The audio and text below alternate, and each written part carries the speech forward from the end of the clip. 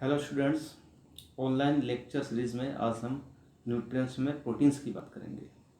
Proteins बहुत ही महत्वपूर्ण biomolecules है जिनका निर्माण कार्बन, हाइड्रोजन और ऑक्सीजन से होता है। इनके अलावा इनमें नाइट्रोजन भी पाई जाती है जो कि लगभग 16% होती है। नाइट्रोजन के अलावा इनमें सल्फर, फास्फोरस आदि भी पाए जाते हैं। प्रोटीन शब्द ग्रीक भाषा से लिया गया है और जिसको कि सर्वप्रथम मुल्डर नामक वैज्ञानिक ने 1837-38 में प्रतिपादित किया था। प्रोटीन बहुत ही महत्वपूर्ण बायोमोलिक्यूल है जो कि शरीर में विभिन्न प्रकार की क्रियाएं करते हैं और संरचनाओं का निर्माण भी करते हैं। प्रोटीन्स का निर्माण एमिनो अम्ल से होता है। एमिनो अम्ल प्रोटीन्स के बिल्डिंग ब्लॉक्स के रूप में कार्य करते हैं। जिस प्रकार किसी भी बिल्डिंग का निर्माण छोटे छोटे ब्लॉक से होता है, उसी प्रकार प्रोटीन्स का निर्माण भी विभिन्न प्रकार के एमिनो एसिड से होता है। वैसे तो प्रकृति में लगभग 300 प्रकार के एमिनो एसिड्स पाए जाते हैं, लेकिन प्रोटीन्स के निर्माण में केवल मात्र 20 प्रकार के यानी 20 प्रकार के एमिनो एसिड्स ही भाग लेते हैं। कोई भी प्रकार का प्रोटीन 2 से लेकर इन 20 प्रकार के एमिनो एसिड से मिलकर बना होता है। इन 20 एमिनो एसिड्स में भी 10 एमिनो एसिड्स एसेंशियल यानी आवश्यक टाइप के होते हैं। ये आवश्यक इसलिए होते हैं क्योंकि शरीर में इनका निर्माण या तो नहीं होता या बहुत कम होता है, और जब वृद्धि की अवस्था होती है, ग्रोथ फेज होती है, तब इनकी अधिक मात्रा की आवश्यकता होती है। इसलिए पोषक पदार्थों के रूप में इन एमिनो एसिड्स को ग्रहण करना अति आवश्यक होता है। इसीलिए इनको एसेंशियल एमिनो एसिड्स बोलते हैं। For example threonine, valine, leucine, isoleucine, lysine, methionine, phenylalanine, tryptophan, arginine और हिस्टिडीन ये एसेंशियल यानी आवश्यक एमिनो एसिड्स है। अब हम बात करते हैं एमिनो एसिड्स की कि एमिनो एसिड्स क्या है। तो एमिनो एसिड्स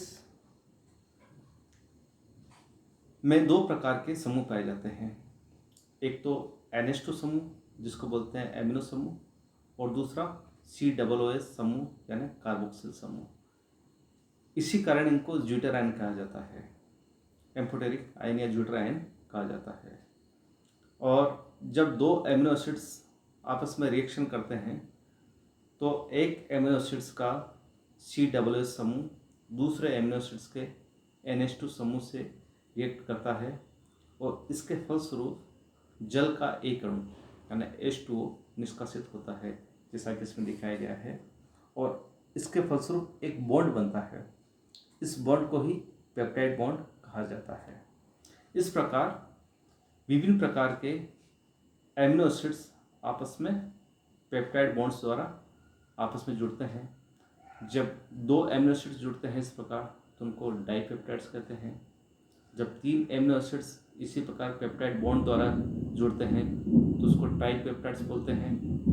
जब 3 से लेके 4 से लेकर 10 तक एमिनो एसिड्स इसी प्रकार जुड़ते हैं तो उनको ओलिगोपेप्टाइड्स बोलते हैं। और इसके बाद जब बहुत ज़्यादा एमिनो एसिड्स आपस में जुड़ते हैं तो पॉलीपेप्टाइड चेन्स वो बनाते हैं। तो प्रकृति में हमने देखा कि 300 प्रकार में से केवल 20 प्रकार के एमिनो एसिड्स ही भाग लेते हैं।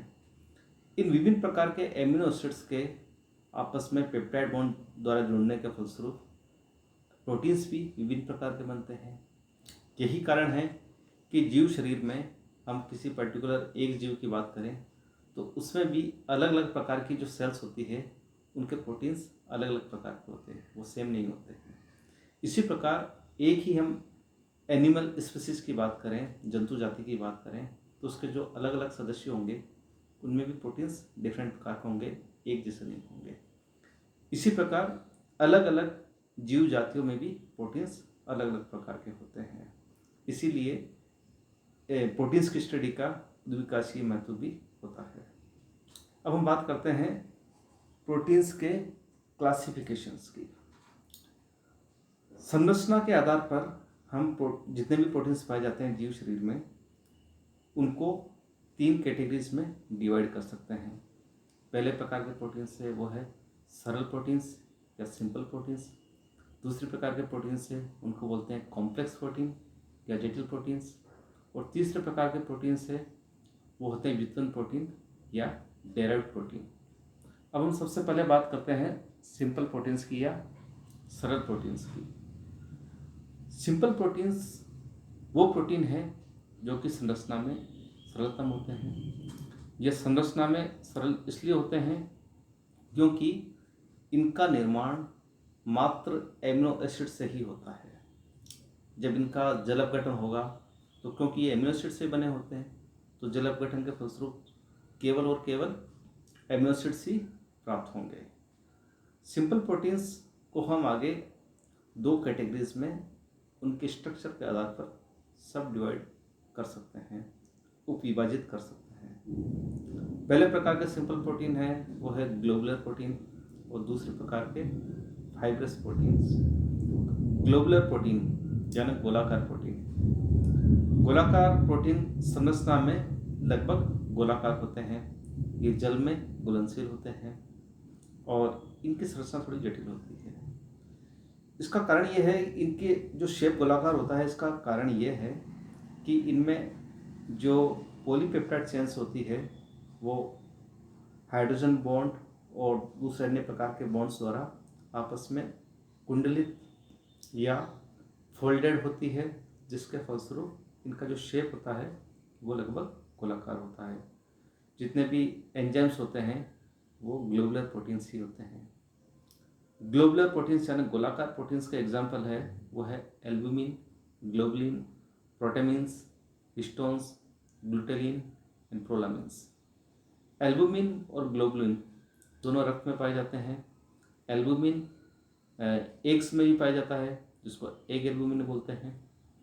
प्रोटामिन्स जो होते हैं वो सबसे सरल प्रकार के प्रोटीन्स होते हैं जो कि स्पर्म हेड में पाए जाते हैं। इसके अलावा हम हिस्टोन की बात करें तो हिस्टोन प्रोटीन्स ये गुणसूत्रों में पाया जाता है और न्यूक्लिक एसिड यानी डीएनए के साथ मिलकर ये क्रोमोसोम्स का निर्माण करता है। उसके बाद हम बात करते हैं ग्लूटेलिन और प्रोलामिन्स की। तो इस प्रकार के जो ग्लोबुलर प्रोटीन्स होते हैं ये प्लांट्स में पाए जाते हैं। ग्लोबुलर प्रोटीन्स यानी गोलाकार प्रोटीन्स के बाद हम बात करते हैं फाइब्रस प्रोटीन्स यानी तंतुवत प्रोटीन की। तंतुवत प्रोटीन मेनली संरचनात्मक प्रोटीन होते हैं, यानी ये जीव शरीर में विभिन्न प्रकार की संरचनाओं के निर्माण में भाग लेते हैं। इनका फंक्शनल से ज़्यादा इनका जो रोल होता है वो स्ट्रक्चरल रोल होता है, यानी संरचनाओं के निर्माण में इसका रोल होता है। ये संरचना में तंतुवत होते हैं यानी लंबाकार होते हैं। इनका शेप गोल नहीं होता है और इनका डाइजेशन होता है वो भी बहुत धीरे होता है, बहुत लेट होता है। इस प्रकार के प्रोटीन के एग्जाम्पल हैं कि ये प्रोटीन क्या बनाते हैं। इसकी हम बात करें तो ये प्रोटीन्स बनाते हैं कनेक्टिव टिश्यूज़। उसके अलावा जो बालों, नाखूनों, खुरों में आदि में जो क्रेटिन होता है वो भी एग्जाम्पल है फाइब्रस प्रोटीन का। इसके अलावा जो रक्त स्कंदन में जो प्रोटीन काम आते हैं वो भी फाइब्रस प्रकार के प्रोटीन्स होते हैं। सिंपल प्रोटीन्स के बाद हम जो प्रोटीन्स की दूसरी कैटेगरी है कॉम्प्लेक्स प्रोटीन्स, उसकी बात करते हैं। कॉम्प्लेक्स प्रोटीन सिंपल प्रोटीन से इसलिए डिफरेंट होते हैं क्योंकि इनमें सिंपल प्रोटीन्स के समान एमिनो एसिड से बना भाग तो पाया जाता है जिसको कि प्रोटीनीय भाग कहते हैं, लेकिन इसके अलावा एक अप्रोटीनीय भाग भी पाया जाता है जो कि प्रोटीनीय नहीं होता, एमिनो एसिड से नहीं बना होता, और इस अप्रोटीनीय भाग को बोलते हैं प्रोस्थेटिक ग्रुप। और इस प्रोस्थेटिक ग्रुप के प्रकार के आधार पर कॉम्प्लेक्स प्रोटीन को आगे उपविभाजित किया जा सकता है, जैसे क्रोमोप्रोटीन, ग्लाइकोप्रोटीन, न्यूक्लियोप्रोटीन्स, लिपोप्रोटीन्स और फॉस्फोप्रोटीन। क्रोमोप्रोटीन प्रकार के जो कॉम्प्लेक्स प्रोटीन्स होते हैं उनमें जो प्रोस्थेटिक ग्रुप होता है यानी जो अप्रोटीनीय भाग होता है वो एक पिगमेंट होता है, यानी क्रोमो उसी को डिनोट करता है, पिगमेंट को या कलर को डिनोट करता है। और इसके एग्जाम्पल है हीमोग्लोबिन जो कि ऑक्सीजन का परिवहन करता है। उसके अलावा साइटोक्रोम, हीमोसाइनिन, ये उदाहरण हैं क्रोमोप्रोटीन्स के। उसके बाद हम बात करें ग्लाइकोप्रोटीन्स की, तो ग्लाइकोप्रोटीन्स में जो प्रोस्टेटिक समूह होता है वो कार्बोहाइड्रेट होता है। इसका एग्जाम्पल है म्यूसिन। न्यूक्लियोप्रोटीन्स की हम बात करें तो न्यूक्लियोप्रोटीन्स में जो प्रोस्टेटिक ग्रुप होता है वो होता है न्यूक्लिक एसिड। क्रोमोसोम को न्यूक्लियो प्रोटीन ही कहेंगे क्योंकि इसमें हिस्टोन प्रोटीन के साथ में डीएनए बाइंड होता है और ये मिलकर क्रोमेटिन बनाते हैं। इसी प्रकार लिपोप्रोटीन्स लिपिड और प्रोटीन से बने हुए कॉम्प्लेक्स प्रोटीन होते हैं। इसका एग्जाम्पल है जो दूध में पाए जाने वाला प्रोटीन, मिल्क प्रोटीन। उसके बाद फॉस्फोप्रोटीन की बात करें तो इसमें प्रोस्टेटिक ग्रुप फॉस्फोरस के रूप में होता है। एग्जाम्पल है इसका कैसिन और ओवोवाइटिलिन। कॉम्प्लेक्स प्रोटीन्स के बाद तीसरी जो कैटेगरी है प्रोटीन्स की वो है डेराइव्ड प्रोटीन्स यानी व्युत्पन्न प्रोटीन। ये प्रोटीन जो सामान्य प्रोटीन होते हैं उनको गर्म करने पे या उनका जल अपघटन या अम्ल या क्षारों के साथ क्रिया के फलस्वरूप बनते हैं और इनको दो कैटेगरीज में सब डिवाइडेड किया जा सकता है। पहला है मेटा प्रोटीन्स और दूसरा कोगुलेटेड प्रोटीन यानी स्कंदित प्रोटीन। मेटा प्रोटीन्स वो प्रोटीन्स है जिनका निर्माण प्रोटीन्स के हाइड्रोलाइसिस या पाचन द्वारा या उन पे अम्ल और क्षारों की क्रिया के फलस्वरूप इनका निर्माण होता है। इसके उदाहरण हैं पेप्टोन्स, प्रोटियोजेस, ये मेटा प्रोटीन्स है। कोगुलेटेड प्रोटीन्स यानी स्कंदित प्रोटीन की बात करें तो इनका निर्माण होता है जब प्रोटीन्स को गर्म किया जाता है, इनको हीट किया जाता है, तब स्कंदित प्रोटीन्स का निर्माण होता है। अब हम बात करते हैं इंपॉर्टेंस ऑफ प्रोटीन्स। जैसा कि शुरू में मैंने बताया कि प्रोटीन्स बहुत ही महत्वपूर्ण बायोमोलिक्यूल्स होते हैं। तो ये महत्वपूर्ण क्यों हैं और सर्वाधिक महत्वपूर्ण क्यों हैं, इसकी हम बात करें तो प्रोटीन्स जीव शरीर में दो प्रकार के कार्य करता है, एक तो स्ट्रक्चरल और दूसरा फंक्शनल। स्ट्रक्चरल प्रोटीन जो होते हैं वो कोशिकाओं और जीवों के अन्य भागों के निर्माण में पार्टिसिपेट करते हैं, भाग लेते हैं। जैसे सेल मेम्ब्रेन या विभिन्न प्रकार के कोशिकांगों का निर्माण स्ट्रक्चरल प्रोटीन्स के द्वारा होता है। उसके बाद हम फंक्शनल प्रोटीन की बात करें तो विभिन्न प्रकार की जो क्रियाएं होती है शरीर में उसमें कुछ प्रोटीन्स ही भाग लेते हैं।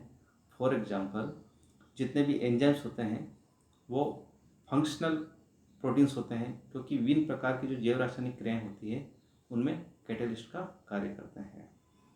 इनके अलावा कई विशिष्ट प्रकार के प्रोटीन होते हैं जो कि जीव शरीर में विभिन्न प्रकार के कार्य करते हैं। फॉर एग्जांपल जैसे हीमोग्लोबिन है।